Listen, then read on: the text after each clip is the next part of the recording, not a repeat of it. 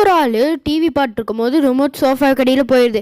இவனும் அதை கையூட்டி எடுக்கலான்னு போனால் திடீர்னு சோஃபாக்குள்ளேயே போயிடுறான்.